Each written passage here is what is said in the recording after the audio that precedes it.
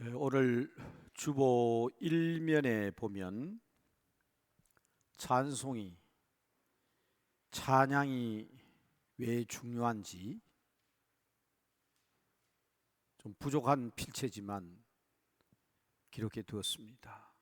지금 이 코로나19로 인해서 가장 크게 어려움을 겪고 있으신 분들이 찬양하시는 분들입니다.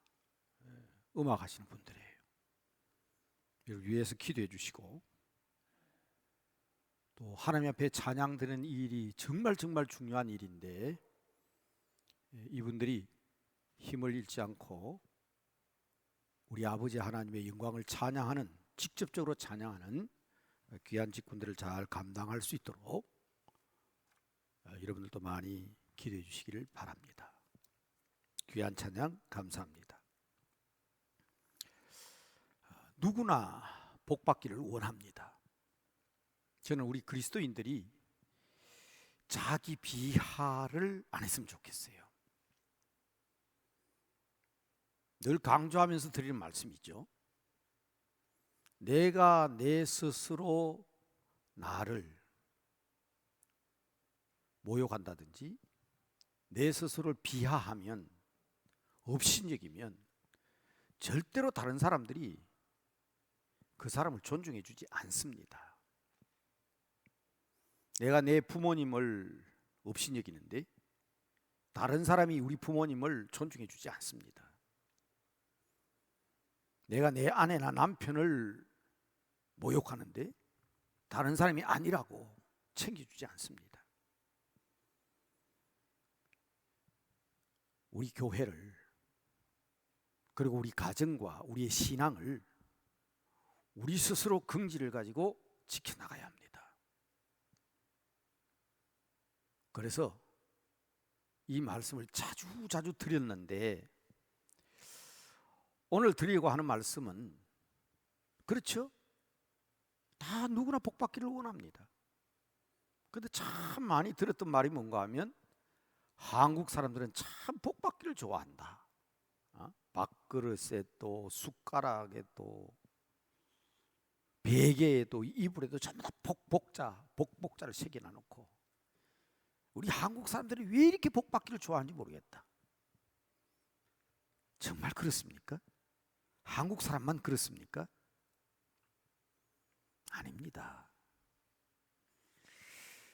저는 학교에서 장신대에 근무할 때 성교관에서 근무했어요.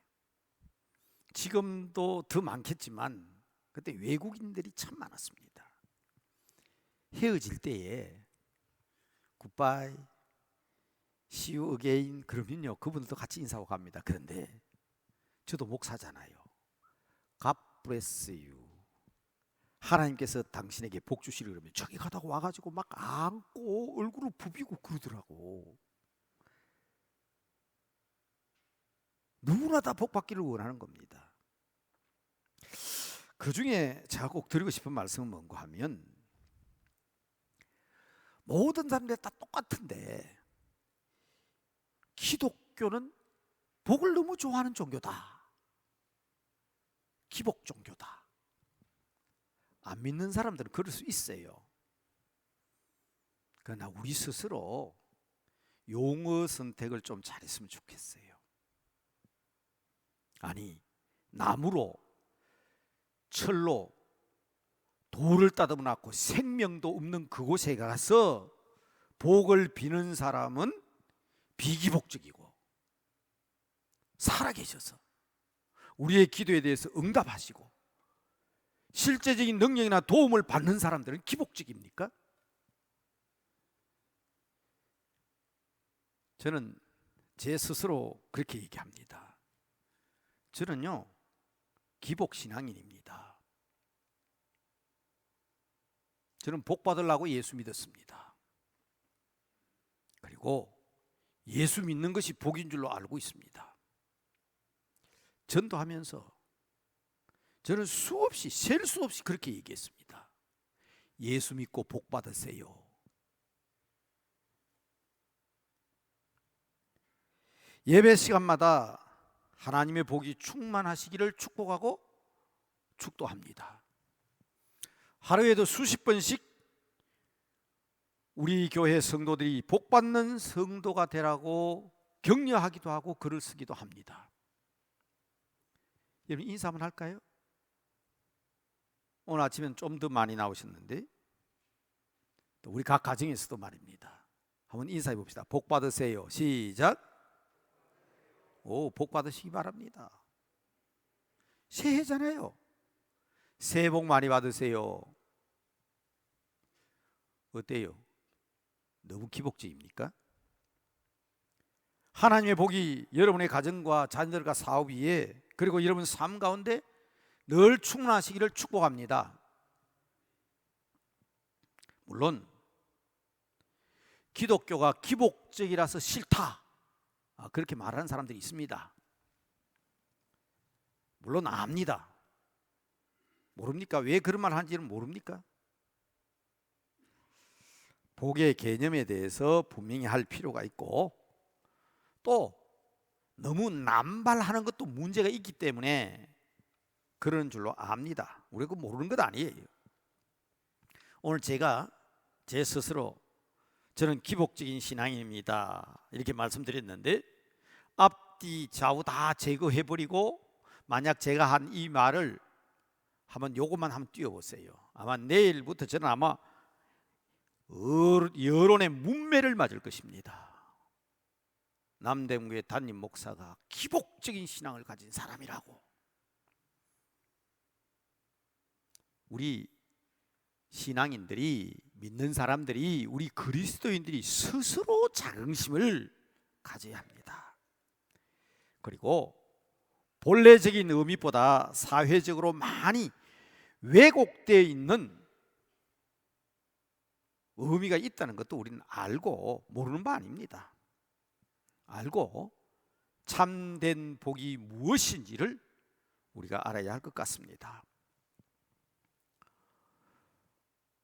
제가 매 주일마다 새해부터 한 주일에 성경 한 절씩 외워야 됩니다 하고 말씀드렸는데 제가 한 주일 빼먹었는가 봐요. 1월 셋째 주일에는 제가 오늘 외울 말씀입니다 하고 얘기를 안 했대요. 지난 주일엔 얘기했는데 오늘 우리가 외워야 될 말씀이 방금 우리가 같이 읽었던 목사님 읽으신 시편 128편 1절 말씀입니다. 성전으로 올라가면서 노래하는 이스라엘 백성들의 고백입니다. 뭐가 복이냐? 여호와를 경외하는 것이 복이다. 여호와를 경외하며 또 뭐라 그랬어요? 그의 길을 걷는 자마다 복이 있도다. 이거 분명히 합시다. 무엇이 복이라고요? 여호와를 경외하는 것. 그리고 여호와께서 인도해 주시는 대로 그 길을 걷는 자들이 복이 있다. 옛날 성경에는 여호와를 경외하며 그의 길로 행하는 자가 복이 있느니라. 지금 걷는 자가 복이 있다. 걷는 자마다 복이 있다. 그게 바뀌어 있죠. 저는 자꾸 성경 암송하다 보면 이전 버전으로 자꾸 그렇게 하는데 이 말씀은 꼭 기억해야 될 말씀이죠. 3살짜리 아이에게도 배울 게 있다고 그래요. 그러므로 세상 사람들이 얘기하는 것도 무시해서는 안 됩니다. 교회가 너무 기복적인 거 아니냐? 예수 믿는 사람이 너무 복복하는 거 아니냐? 들을 말은 들어야 합니다. 그렇지만 세상 사람들이 그리스도인들을 기복적이라고 비난한다고 해서 창세기부터 요한계시록까지 모두가 다 복받는 이야기인데 그들의 말을 듣고 이것을 빌미로 우리를 핍박한다고 해서 성경 말씀을 포기하면 안 되잖아요. 핍박을 받을지라도 말씀은 말씀입니다. 성경을 읽어야 한다고 강조하는 의도를 알아주셨으면 좋겠습니다. 시대가 참 악합니다. 하나님 주시는 지혜로 이 시대를 분별하셔야 합니다. 치우침이 없는 성경적 신앙을 가져야 합니다. 성경은 분별 없는 행동이나 세상 사람들에게 지탄받는 일을 금하고 있습니다. 코로나19로 인해서 우리 기독교 신뢰도가 엄청나게 급락을 했답니다. 코로나19 이전만 하더라도 우리 기독교의 신뢰도가 33%밖에 되지 않았답니다. 큰일 났다. 이 교회가 사회로부터 이렇게 지탄받아서 되겠느냐 그랬는데, 이제 코로나19 이후에 지난 1년 동안 21%뚝 떨어졌대요. 세상 사람들로부터 지탄의 대상이 되고 교회에 대한 부정적인 생각들이 이 사회에 팽배해 있다. 그런데 말입니다, 그 중에는 믿는 사람들이, 예수 믿는 사람들의 상당수가 내가 교회 다니지만 교회를 신뢰할 수 없다. 그러면 안 믿는 사람, 불신자들은 교회를 어느 정도 신뢰하느냐? 9%밖에 안 된대요. 9%. 이건 더 충격적이죠. 사업을 하시는 분들, 물건을 다 사지는 않지만은 어떤 사업과 기업을 경영할 때에 그 신뢰도가 10% 이하로 떨어지면 그 기업은 문을 닫아야 된대요. 그런데 몇 프로라고요? 제가 몇 프로라고 그랬어요? 9%예요. 9%. 세상적인 기준으로 얘기하면 교회 문 다 닫아야 돼. 다 닫아야 돼. 심각합니다. 그래서 성경이 얘기한 것처럼 분별 없는 행동이나 사람들에게 지탄받는 일을 금하는, 여기에도 힘을 써야 되지만, 그러나 코로나뿐 아니라 더 큰 전염병도 물리칠 수 있는 그 힘은 어디에서 나옵니까? 기도입니다. 기도. 성경에는요, 통독하시면서 보셨죠? 전염병에 대한 기사가 얼마나 많습니까? 어떻게 이깁니까? 다 기도로 이기는 거예요. 모여서 함께 기도함으로. 참 어려운 때입니다.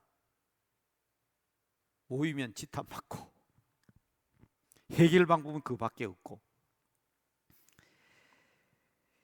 이러한 시국에 사회적 거리두기를 하는데도 모여서 이렇게 세상을 어지럽히냐고 하는 세상 사람들의 지적도 우리는 알아들어야 합니다. 그러나 성경은 이런 때일수록 모여서 기도해야 한다는 말씀도 우리의 신앙과 믿음으로 확실하게 믿고 받아들이는 것입니다. 그게 우리 믿음이거든요.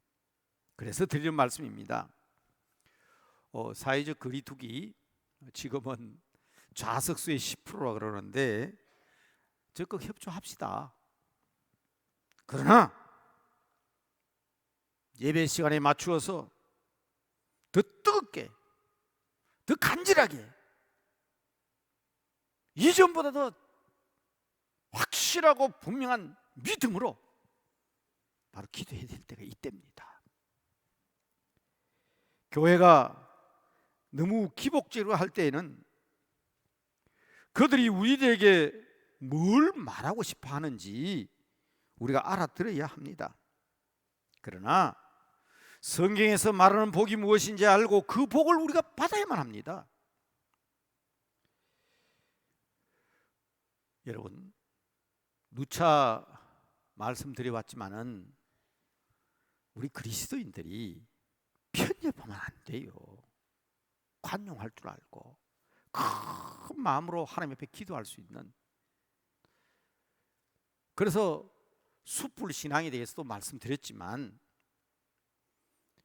우리가 세상 사람들과 다른 게 뭐냐고요? 복이 어디로부터 온다고요?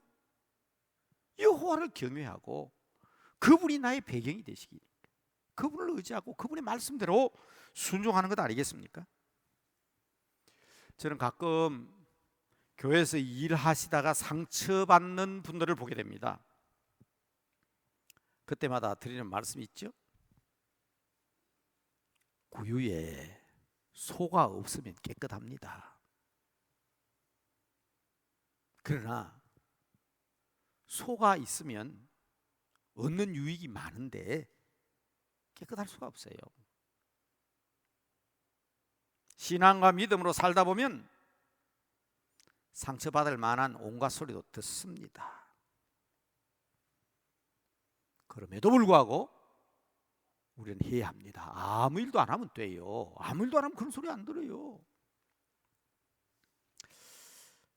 어제 그제 이런 기독교 통계에 대한 이야기를 하면서 제가 평소에 몇 년 전에 말입니다, 20대 젊은이들에 대한 생각이 우리와 다르다 하는 말씀을 드렸잖아요. 옛날에는 하나님 일 하다 보면 젊은이들이 막 대들기도 하고, 왜? 이 세대 차이는 있게 돼 있거든요. 아니 70대 80대 할아버지하고 20대 30대하고 세대 차이가 없으면 그건 큰일 납니다. 지금 시대가 어떤 때인데 세대 차이를 인정하셔야 됩니다. 그렇잖아요? 그러니까 옛날에는 그런 세대 차이가 나면 막 대들기도 하고 반항하기도 합니다. 그때가 좋았어요. 그때가 좋았어요. 지금은요, 뭐 이미 몇 년 전에 드린 말씀이지만은 반항하지 않습니다. 말 잘 들어요. 아, 젊은이들 착하다 싶었는데 딱 틀어지면 안 나옵니다. 보이지도 않습니다. 사라져버립니다. 그러니 청년들 지도하던 지도자들이 제게 늘 하소연하던 말이 있습니다. 목사님, 선배님, 옛날에는 좋았어요. 사라져버리니까 설득할 수도 없고 도와줄 수도 없고. 제가 그 말씀 여러 번 드렸죠? 아마 기억하실 겁니다. 그런데 어제 그제 발표한 통계 자료에 하면 아마 그게 30대가 됐는가 봐요. 한국교회의 가장 심각한 문제는 30대의 반항이랍니다. 저보다 걱정하대요. 그러나 저는 하나님 앞에 기도하면서 잡았다. 30대에게 소망을 주고 30대에게 꿈을 주는 교회가 되자. 그럼 잡은 거 아니에요? 오늘 아침에도 여러 장로님들 계십니다만은 1부, 2부 예배 사이에 잠깐 시간이 있어 제가 그런 말씀 드렸습니다. 지금은 아닙니다. 지금은 40이 돼야 장로가 될 수 있어요. 그런데 옛날에는요 30세만 되면 장로가 될 수 있었어요. 그래서 30대 장로들이 많았습니다. 근데 지금 우리 어른들은 어떻습니까? 30대 40대 어린아이로 보거든요. 아닙니다. 이들도 생각을 가지고 꿈을 가지고 있다고. 어떤 상황이 닥쳤을 때에 그 문제점만 보기보다도 우리 장로님, 권사님, 집사님들에게 자주 드리는 말씀이지만은 덕망이 있다 하는 것은 그런 일을 하다가 보면 어려움이 있고 힘들이 있을 때 격려를 해주고 도와주고 새 힘을 얻게 해야지. 하지 마라 부정적으로만 얘기하면 안 나타납니다. 사라져버려요. 해결 방법도 없어요. 그래서 몇 년 전부터 수없이 이 말씀을 드린 겁니다. 사랑하는 성도 여러분, 오늘 시편 128편을 저는 이 해에 우리 성도들을 위한 기도의 시로 저는 생각하고 지난 한 달 동안 꾸준히 우리 성도님들의 기도 제목을 앞에 놓고 저는 시 128편을 다 외웠습니다. 그리고 누가 기복적이라 해도 좋다. 우리 남대문교회 성도들은 이 시편 128편대로 복을 받았으면 좋겠다. 6절입니다. 제가 두 절씩 잘라서 잠깐 그 계율을 말씀드리려고 합니다. 첫째는 네 손이 수고한 대로 먹을 것이라. 자, 전체적인 제목은 나왔잖아요. 여호와를 경외하며 그의 길을 걷는 자마다 복이 있도다. 외우셔야 된다 그랬죠. 자, 이 말씀이 참 중요합니다. 내 손이 수고한 대로 먹는 것이다. 이 큰 복입니다. 저도 여기에 대해서 오해한 적이 있거든요. 102살 우리 나이로 신문에 보니까 101살이라고 되어 있는데 우리 나이로 102살 되신 우리 김영석 교수님이 복에 대해서 이야기를 하셨어요. 1956년 12월부터 우리 남대문 교회에서 우리 남대문 교회 청년들을 지도하셨는데 1956년에 청년 세대면 지금 8, 90쯤 되셨겠죠? 김영석 교수의 글에 나옵니다. 남대문 교회에서 2년간 청년들을 지도했는데 남대문 교회 청년들이 한 3분의 1이고 3분의 2는 전부 다 외부에서 들어온 청년들이었다고 그렇게 회고하시더라고. 그런데 이분이 회고하는 진정한 복의 개념은 뭐냐면 물질이나 명예나 권세가 아니었다는 겁니다. 왜? 소유가 많으면 많을수록 걱정이 더 많아지고 지위가 높으면 높을수록 근심이 더 많아지기 때문에 비록 가난하다 하더라도 일용할 양식에 대한 감사와 만족이 최고의 복이다. 내 손이 수고한 대로 먹을 것이라. 자, 다시 한번 본문 확인하십시다. 시편 128편. 내 손이 수고한 대로 먹을 것이라. 내가 복되고 형통하리로다. 여러분, 아무리 어렵고 힘들어도 우리의 배후에 누가 계십니까? 여호와 하나님이 계시잖아요. 우리 아버지, 아버지입니다. 그런데 이게 세상 사람들이 말하는 복처럼 일시적인 복은 복이 아닙니다. 순간적인 복은 복이 아닙니다. 오늘 제가 설교 제목을 순간적인 복은 복이 아니다 그렇게 잡았다가 오늘 본문 말씀을 가만히 보니까 거기에 해당되는 구절을 찾기 힘들어서 내 자식의 자식을 볼지어다 그렇게 바꿨습니다만은 순간적인 복은 복이 아니에요. 그런데 우리 하나님은 영원한 하나님입니다. 영원한 우리 아버지입니다. 그날 일용할 양식을 주시는 하나님께서 영원히 우리와 함께 하시니 우리에게 무슨 염려와 걱정이 있습니까? 세상 사는 날까지만도 아닙니다. 저는 처음 4월 달에 목사 안수를 받고 9월 달에 개척교회 담임 목사로 부임했습니다. 저희 교회는 참으로 신실한 안수 집사님이 계셨는데 정말 성실하시고 일 잘하시는 분입니다. 그런데 이분은 제가 이 본문 말씀이 얼마나 중요한가를 깨닫게 해주신 분입니다. 지금은 아마 그런 일이 흔치 않겠죠. 네, 옛날에는 국가에서 어떤 그 공사를 하게 되면 큰 기업체가 거기에 그 공사를 맡게 됩니다. 그런데 그 기업체가 그걸 안 해요. 하청업체에게 맡깁니다. 그럼 하청업체는 그걸 또 어떻게 해요? 전문적인 기술을 가진 사람에게 일을 맡겼잖아요. 우리 집사님이 대단한 기술을 가지고 있습니다. 한강변에도 있어요.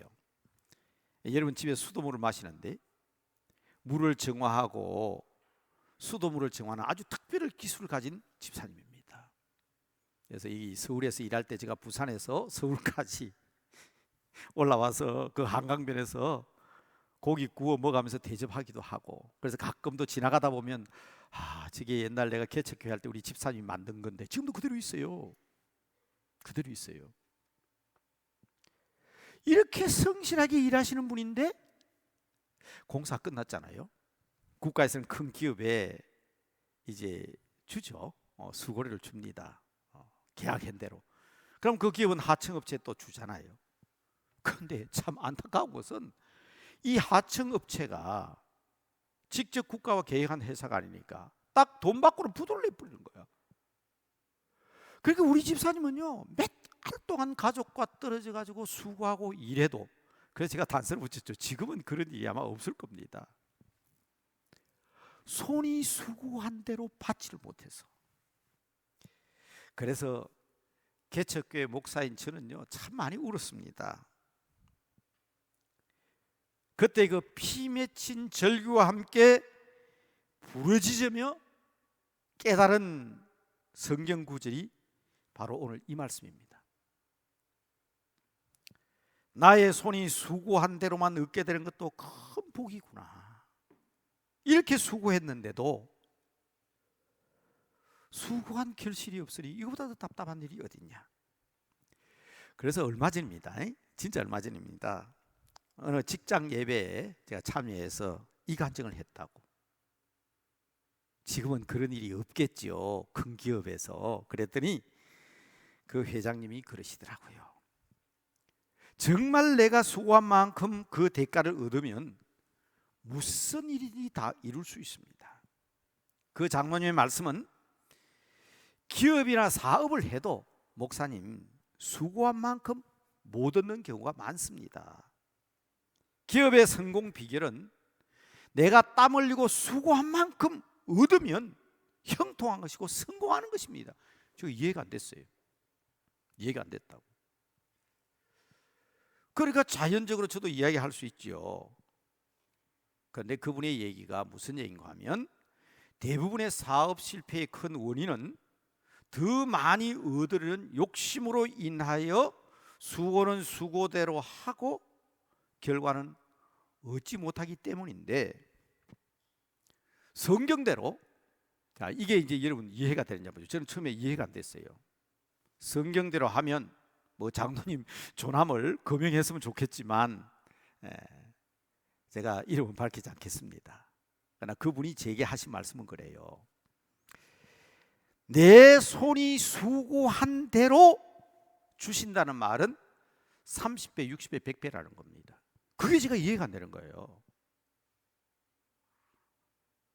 내가 손에 수고한 대로만 먹으면 얻으면 복이라 그랬는데 그게 30배, 60배, 100배 그 말이 되는 얘기냐고, 앞뒤가 안 맞자라고 얘기했더니 이분이 딱 예를 들었는데, 그래서 여러분 이 한마디를 설명하기 위해서 제가 너무 장황하게 설명해서 죄송합니다. 그럼 우리 알아야 될 것 같아요. 이 장로님 말씀이, 목사님 콩알 하나를 심었습니다. 그런데 그 콩알 씨앗 하나를 심으면 콩알 하나만 맺습니까? 그게 장로님이 제게 질문한 겁니다. 콩을 심고 기름을 주고 땀 흘린 만큼만 하나님께 주시는데 그게 30배, 60배, 100배라는 거예요. 누가 콩알 하나를 심는데 콩알 하나만 열매 맺는 그런 원칙이 어디 있냐고 제게 말씀하셨어요. 물론 이해가 되십니까? 이 성경 구절을 내가 내 손이 수고한 대로 먹을 것이라 하는 이 말을 듣고 이게 복이다, 이게 무슨 복이냐, 저처럼 콩알 하나 심으면 하나 얻는 것으로 착각하시면 안 된다는 거예요. 더 쉬운 얘기, 우리 학생들이 보고 있으니까 학교에서 시험을 칩니다. 1시간 동안 20문제를 풀어야 됩니다. 한 문제를 풀었어요? 1점입니까? 참 장로님의 비유가 아주 제게는 아주 쇼킹했습니다. 한 문제를 풀면 5점이라는 거예요. 20문제를 다 맞추면 100점이라는 겁니다. 20점이 아니라는 거예요. 하나님께서 우리에게 내가 내 손이 수고한 대로 먹을 것이라는 이 복은 하나님께서 우리에게 땀 흘리고 수고하고 가꾸고 노력한 만큼 하나님께서 30배, 60배, 100배를 주신다고 주님께서 말씀하신 것이라는 겁니다. 적어도 어떤 때 신앙과 믿음으로 옥토와 같은 마음을 가졌을 때에. 그래서 저는 지난 한 달 동안 우리 성도들을 위해서 기도할 때에 이 말씀 붙들고 기도한 겁니다. 우리 남대문교회 성도들이 수고한 대로 먹게 해주시고 땀 흘릴 만큼 하나님께서 복을 주시옵소서. 여호와를 경외하며 그 길을 걷는 자마다 복이 있다고 하신 하나님 아버지, 성도들의 손이 수고한 대로 먹을 수 있게 하시고 복되고 형통하게 하옵소서. 두 번째요. 3절 4절 말씀입니다. 복 중에 복은 가정입니다. 처음부터 하나님은 가정을 통한 복을 선포하십니다. 누가 뭐라 해도 여러분들의 가정이 하나님의 복으로 충만하시기를 주의 이름으로 축복합니다. 가정이 복되어야 돼요. 조건 없어요. 하나님께서 남자와 여자를 창조하시고 바로 이 일을 하셨습니다. 아무 조건 없습니다. 분명히 하셔야 됩니다. 창세기 1장 27절과 28절 말씀입니다. 제가 읽을까요? 하나님이 자기 형상 곧 하나님의 형상대로 사람을 창조하시되 남자와 여자를 창조하시고, 무슨 말입니까? 가정을 만들어 주셨다는 얘기죠. 다른 조건이 있습니까? 아무 조건 없습니다. 바로 하나님이 그들에게 복을 주시며. 그럼 이의가 있습니까? 하나님은 가정에 대해서 바로 복을 선언하시고 바로 말씀하십니다. 하나님이 그들에게 이르시되 생육하고 번성하여 땅에 충만하라, 땅을 정복하라. 그리고 쭉 말씀하시면서 땅에 움직이는 모든 생물을 다스리라 하시니라. 기본적인 겁니다. 이 기본적인 거예요. 여러분, 이거 기복적인 거 아닙니다. 아니, 기복적인, 용어상으로는 맞아요. 용어상으로는 기도함으로 받는 복이에요. 그러나 기도가 없어도 하나님은 기본적으로 모든 가정에게 복을 주시는 거예요. 그런데 안타까운 것은 빼앗겨버렸어요. 빼앗겨버렸다고. 네? 아무 조건 없이 무엇을 해서 받는 복이 아니라 무조건적인 복인데, 이유도 없이 그대로 우리에게 주신 복인데 선악과 사건으로 말미암아 빼앗겨버렸어요. 그런데 하나님께서 그래도 가정에 대한 기본적인 복은 남겨두셨습니다. 출산의 고통은 있었지만 산자의 의미가 되는 하와의 복을 주셨고, 땀 흘리는 수고가 있었지만 그 소산을 먹을 수 있는 가정의 복을 주셨습니다. 여러분 기억하십니까? 예수님께서 최초의 기적을 어디서 행하셨는지. 갈릴리 가나의 혼인 잔치집 아닙니까? 본문 3절 말씀 같이 한번 읽을까요? 한번 보십시다. 3절 말씀 같이 읽읍시다. 시작. 내 집 안방에 있는 내 아내는 결실한 포도나무 같으며 내 식탁에 둘러앉은 자식들은 어린 감람나무 같으리로다. 이 소박한 꿈이 가정마다 이루어지는 아름다운 역사가 있게 되기를 주님의 이름으로 축복합니다.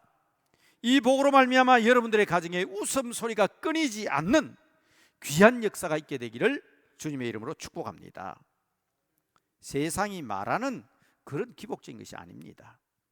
이러한 기도를 통하여 여러분의 가정이 복을 받는 것은 정당한 것입니다.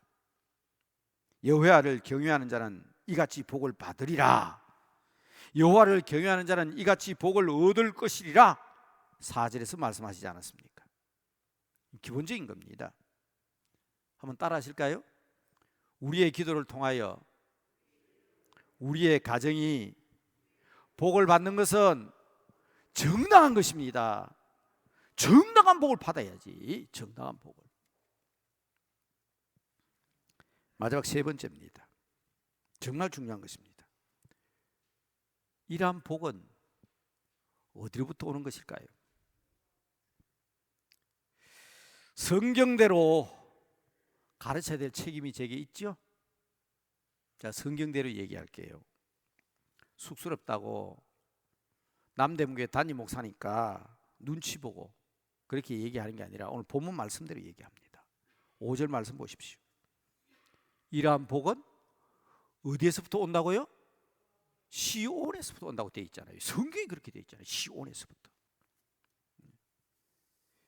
여호와께서 시온에서 내게 복을 주실지어다. 맞죠? 5절 말씀입니다.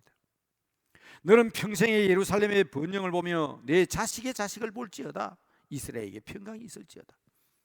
여호와께서 시온에서 복을 주신다고 하셨는데, 저는 이 시온이라는 말을 성경사전에서 찾은 것도 아니고 성구사전에서 찾아본 게 아닙니다. 일반 세상 사람들이 보는, 예수 안 믿는 사람도 함께 믿고 있는 영영사전에서 찾았습니다. 자, 여러분 주변에도 이 시온이란 말, 자이온, Z-I-O-N 찾았는데요, 분명히 그렇게 나와 있습니다. A hill in Jerusalem. 예루살렘입니다. 예루살렘. 그런데 그 다음에 보니까 헤븐이라고 되어 있어요. 여러분 방금 복이 어디로 옵니까? 그러니까 하나님께로부터, 하나님 나라로부터 그랬는데 맞습니다. 헤븐, 천국으로부터, 하나님 나라로부터 옵니다. 하나님의 복, 하늘의 복, 궁극적인 복을 표현했는데 그게 시온으로부터 온다는 말이에요. 맞습니다. 그런데 세 번째, 예수 믿는 사람의 선체가 아닙니다. 여러분 의심스러우면 한번 찾아보세요. 뭐라고 되어 있습니까? The Christian Church. 비대면이라 하나 지금은 우리는 교회를 통해서 하나님과 대면한 예배를 드리고 있어요. 지금 산지 사방에 흩어져서 영상으로 예배 드리지만 지금 여러분은 남대문 교회를 통해서 함께 예배 드리는 겁니다. The Christian Church. 남대문 프레스비테리안 처치, 우리 교회를 통해서. 그렇습니다. 우리는 교회를 통해서 하나님을 대면합니다. 지난 몇 주 동안 종교개혁자들의 이야기를 제가 계속 대변했습니다. 교회라는 어머니를 알지 못하면 아버지 되신 하나님을 알지 못한다. 성도는 신령한 젖을 어머니인 교회로부터 받아 먹어야 성장하고 성숙해질 수 있다. 여러분 인터넷으로 처음 영상 예배를 시작할 때만 하더라도 그렇지 않았습니다. 야, 이렇게 예배 드려도 되네. 근데 한 주일, 두 주일, 한 달, 두 달 지나가면서 이래도 되는구나. 그래서 교회와 멀어지게 되고, 교회 안 나가도, 교회가 없어도 은혜 받을 수 있구나. 큰일 납니다. 본문 말씀 잘 보셔야 됩니다. 성경 말씀이에요.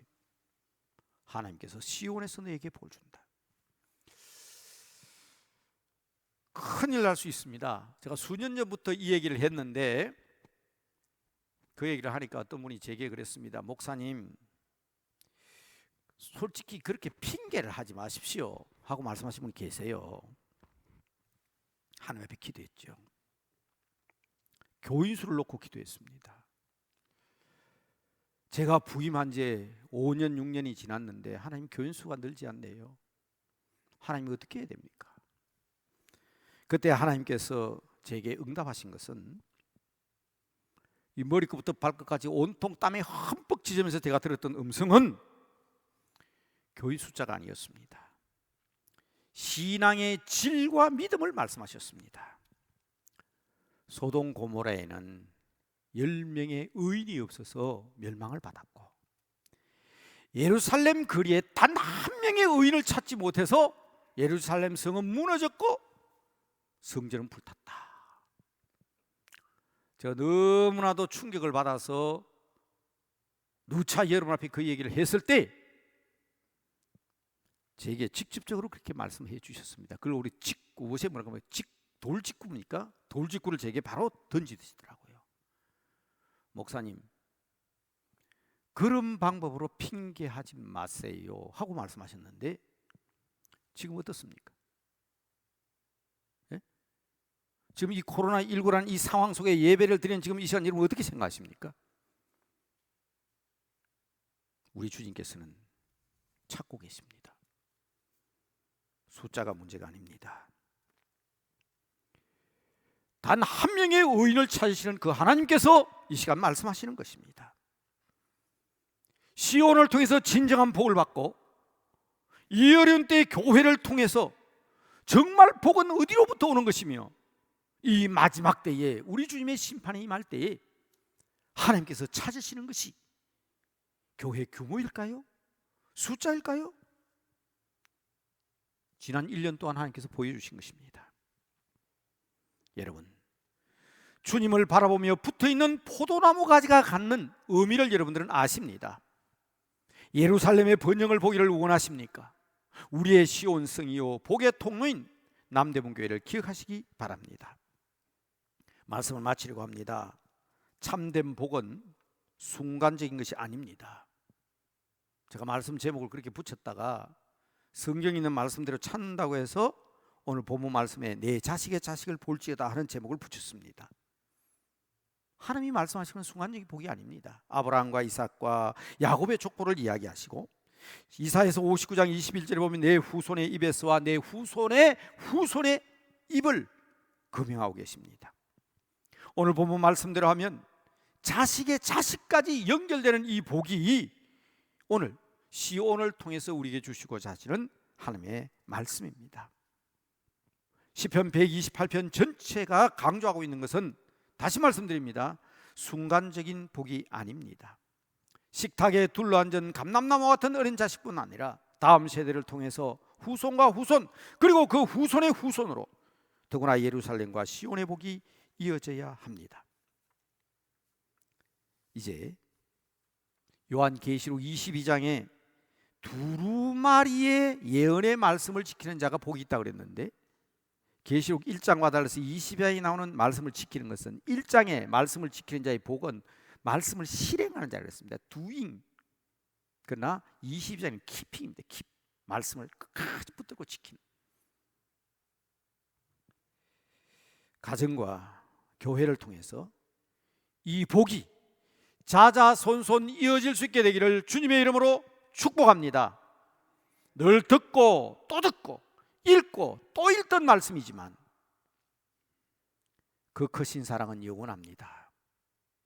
오늘 개인 기도 시간은 생략할게요.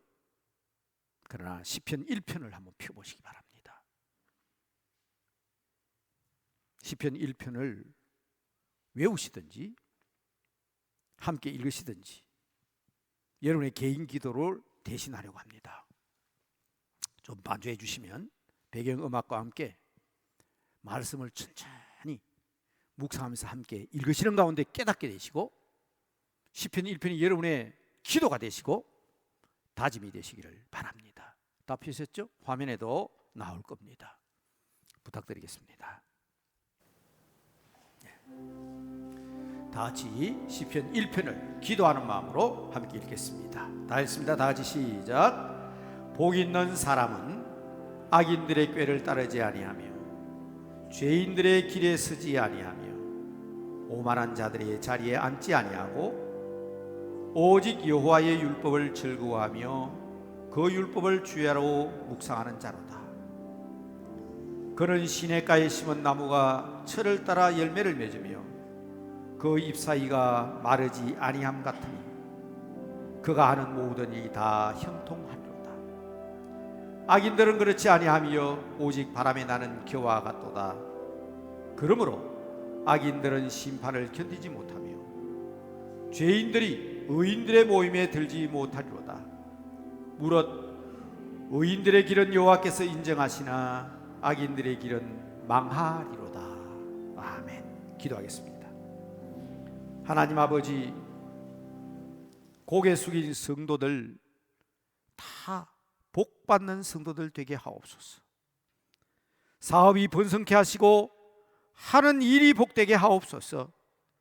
무엇보다 그 손이 수고한 대로 얻는 복을 받게 하여 주시옵소서. 모든 가정들 위에 복이 임하게 하시고 여호와를 경외하며 그 말씀에 순종함으로 가족과 자녀들이 형통하게 하옵소서. 시온으로부터 복을 주시되 순간적인 복이 아니라 남대문 교회를 통하여 자식의 자식, 후손과 후손, 후손의 후손까지 이어지는 복이 되게 하옵소서. 늘 듣던 말씀을 또 듣습니다. 늘 읽던 말씀을 또 읽습니다. 그러나 말씀대로 누리는 복이 언제나 우리 성도들에게 가득 차 넘치게 하여 주시옵소서. 예수님의 이름으로 기도드리옵나이다. 아멘.